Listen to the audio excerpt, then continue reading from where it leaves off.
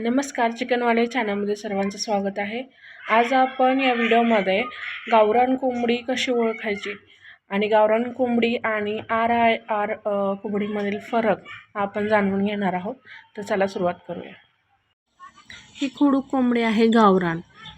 तर तिचा तुरा एकदम छोटासा असतो, चोच आखूड पण एकदम स्ट्रॉंग, डोळ्यांचे बिबूळ काळे भोर असते आणि डोळे जास्त मोठे नसतात, पंख जे असतात ते आखूड असतात, जास्त लांब नसतात, रंग वेगवेगळ्या प्रकारचे रंग असतात, त्याच्यामध्ये खूप आकर्षक रंग असतात आणि त्यांच्या कानाच्या भोवती एक पांढऱ्या त्याला आपण धाडी म्हणतो, तर ते पांढरं असतं। हे गावरान कोंबड्यांनाच असतं आणि ते छोटं असतं, खूप मोठं नसतं। पाय जे आहेत त्यांचे लहान असतात।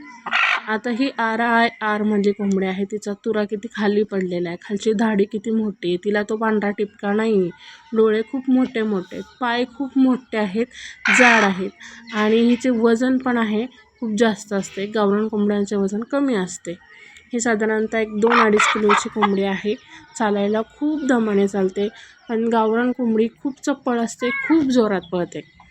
तर हा जो आहे तो फरक आहे। सुरुवातीला 1-2 महिन्याचं पिल्लू असताना फरक शक्यतो जास्त कळत नाही, तर हे जे गुण आहेत ते बघायचे।